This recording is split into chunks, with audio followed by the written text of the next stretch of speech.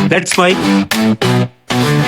Day special. नमस्कार, let's mic में आपका स्वागत है। डे स्पेशल के साथ मैं राखी जैन। आजादी के बाद का भारत, एक नया सपना, एक नई सुबह। लेकिन इस सपने को साकार करने में सिर्फ बड़े नाम ही नहीं, बल्कि कुछ ऐसे चेहरे भी थे जो परछाइयों में रहकर भी इतिहास का हिस्सा बने।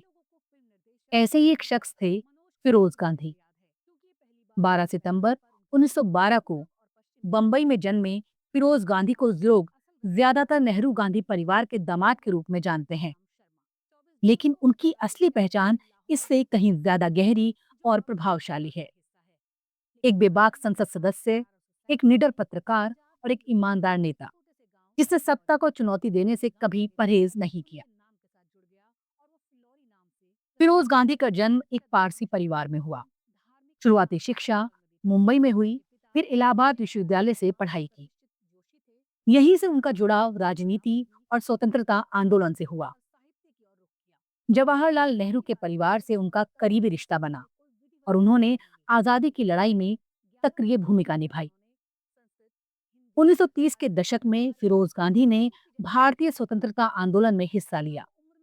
वो जेल भी गए और अपने शुरुआती राजनीतिक जीवन से ही जनता के मुद्दों के लिए मुखर रहे। 1942 में फिरोज गांधी ने इंदिरा नेहरू से विवाह किया। इस रिश्ते ने उन्हें गांधी नेहरू परिवार का हिस्सा बना दिया।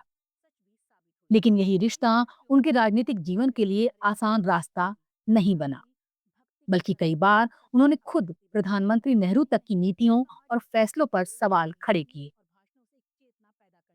फिरोज गांधी पत्रकार भी थे।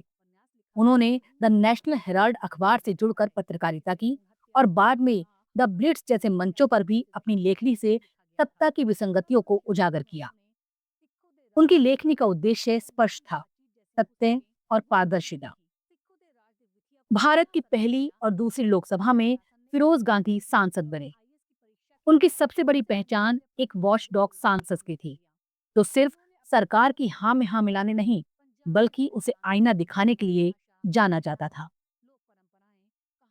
1950 के दशक में उन्होंने सरकार और सार्वजनिक संस्थानों की जवाबदेही पर जोर दिया। उन्होंने सार्वजनिक उपक्रमों की रिपोर्ट संसद में रखकर घोटालों और भ्रष्टाचार को उजागर किया। सबसे चर्चित मामला था एलआईसी घोटाला। 1957 में उन्होंने संसद में आरोप लगाया कि एक निजी उद्योगपति ने एलआईसी की पॉलिसी धारकों के पैसे का इस्तेमाल अपनी कंपनियों को बचाने के लिए किया है। ये मुद्दा इतना बड़ा हुआ कि तत्कालीन प्रधानमंत्री नेहरू को खुद हस्तक्षेप करना पड़ा और इसके बाद संसद ने लाइफ इंश्योरेंस कॉर्पोरेशन एक्ट को मजबूत बनाया। ये घटना भारतीय संसदीय इतिहास में मील का पत्थर मानी जाती है और फिरोज गांधी को इसका श्रेय दिया जाता है। फिरोज गांधी ने कभी भी सत्ता के दबाव में चुप्पी नहीं साधी। वो मानते थे कि लोकतंत्र तभी मजबूत होगा जब सत्ता को प्रश्नों का सामना करना पड़े। उनका ये साहस उन्हें कई बार अपने ही परिवार और कांग्रेस पार्टी के नेताओं से अलग खड़ा करता था। फिरोज गांधी का जीवन बहुत लंबा नहीं रहा। 8 सितंबर 1960 को महज 48 साल की उम्र में उनका निधन हो गया। लेकिन इतने कम समय में भी उन्होंने भारतीय राजनीति और लोकतंत्र को जो मजबूत आधार दिया, वो अमिट है।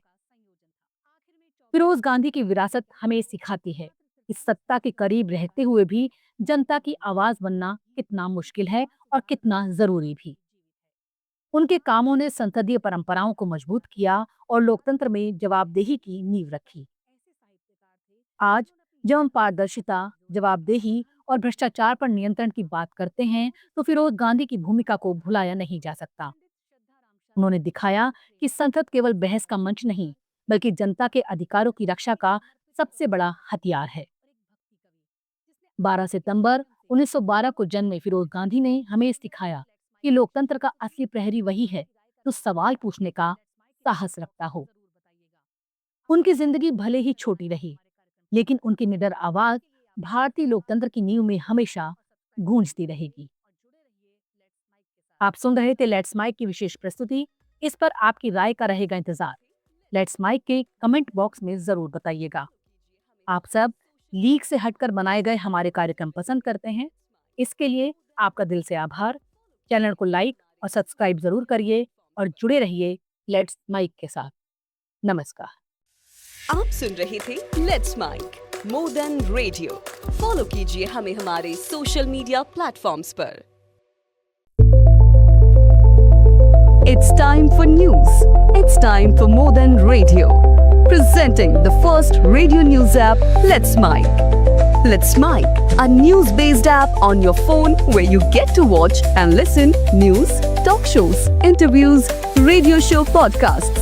On Let's Mic, you get all relevant information of TV, print, radio, podcast, and digital. Let's Mic talks about every segment of life.